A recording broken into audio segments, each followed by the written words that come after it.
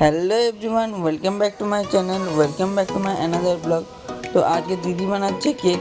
তো এই কেকের রেসিপিটা দিদি শেয়ার করবে। তো ফার্স্টে 3 প্যাকেট বিস্কুট নিয়ে নিয়েছি, চকলেট বিস্কুট, দুটো ক্রিম ছাড়া আর একটা ক্রিম দেওয়া। বিস্কুটগুলোকে ফার্স্টে মিক্সিতে দিয়ে দেবো আর ক্রিমগুলো আলাদা করে নেবো বিস্কুট থেকে।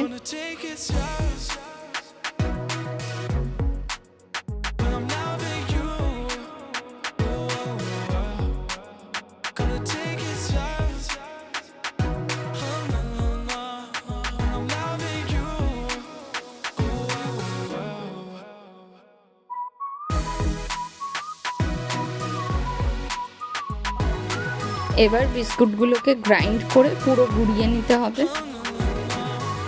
এখানে পুরো গুঁড়ো করা হয়ে গেছে। একটা পাত্রে এগুলোকে ঢেলে নিচ্ছি। তারপর এর মধ্যে 1 কাপ লিকুইড দুধ ঢেলে দিচ্ছি। এটাকে ভালো করে মিক্স করে নেব।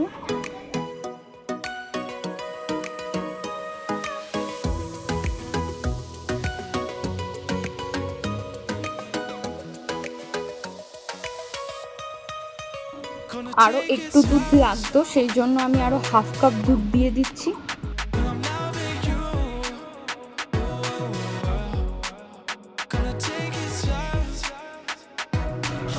ব্যাটারটা ঠিক এই রকম হবে। কেকটাকে বসানোর জন্য আমি একটা পাত্র নিয়ে নিয়েছি। আমার কাছে বাটার পেপার নেই, সেই জন্য আমি একটু তেল দিয়ে নিলাম। সেটাকে ভালো করে মাখিয়ে তারপর একটুখানি ময়দা দিয়ে দিলাম। ব্যাটারটাতে 1 প্যাকেট ইনো দিয়ে সেটাকে ভালো করে মিক্স করে নেব। ইনো দেওয়ার পর বেশিক্ষণ রাখা যাবে না ব্যাটারটা, তাই আগেই রেডি করে নিয়েছি।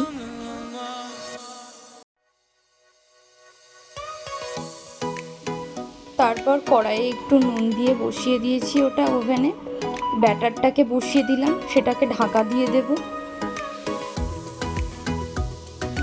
তারপর চকলেট বিস্কুটের যে ক্রিমটা ছিল সেটাকে ম্যাশ করে নিচ্ছি। তার মধ্যে একটুখানি দুধ দিয়ে সেটাকে ঘুলিয়ে একটা ক্রিম বানিয়ে নেব।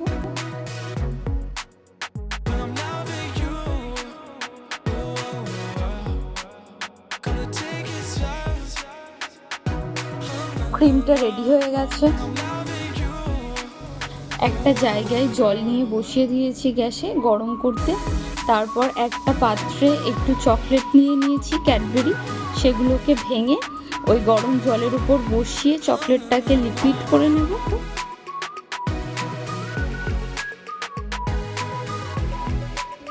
এর মধ্যেও একটু দুধ দিয়ে চকলেটটাকে গুলিয়ে নিচ্ছি।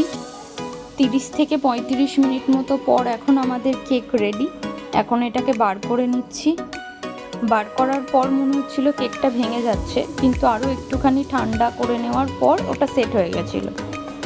এবার চকলেট দিয়ে আমি কেকটাকে ডেকোরেট করে নিচ্ছি, কিন্তু চকলেটটা একটু কম পড়ে গেছিলো, সেই জন্য ক্রিমটা ঠিক ভালোভাবে আসেনি।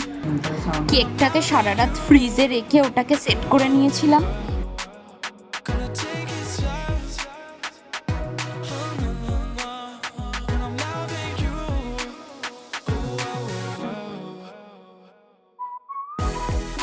কেকটা খেতেও খুব সুন্দর হয়েছিল।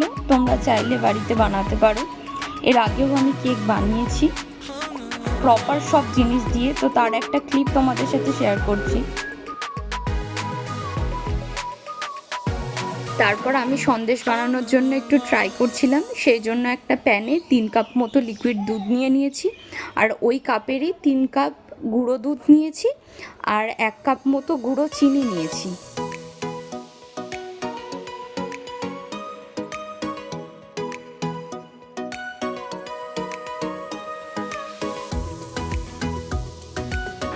এবার প্যানটাকে ওভেনে বসিয়ে নিলাম। ওটাকে একটু নাড়িয়ে নিতে হবে, বেশিক্ষণ ধরে একটু ফুটিয়ে ফুটিয়ে জিনিসটাকে গাঢ় করে নিতে হবে। এর মধ্যে একটু এলাচ গুঁড়োও দিয়ে দিয়েছিলাম। ব্যাটারটা গাঢ় হয়ে গেছে এখন। এর উপরে একটু ঘিও ছড়িয়ে নিয়েছিলাম, সেটা দেখানো হয়নি। এখন আমাদের সন্দেশ রেডি। ওটাকে একটা পাত্রে ঢেলে নিচ্ছি। তো আমাদের সন্দেশের রেসিপি কমপ্লিট। দিদির বানানোর রেসিপিটা ভালো লেগে থাকলে লাইক, কমেন্ট, শেয়ার করো আর চ্যানেলটিকে সাবস্ক্রাইব করে দিও।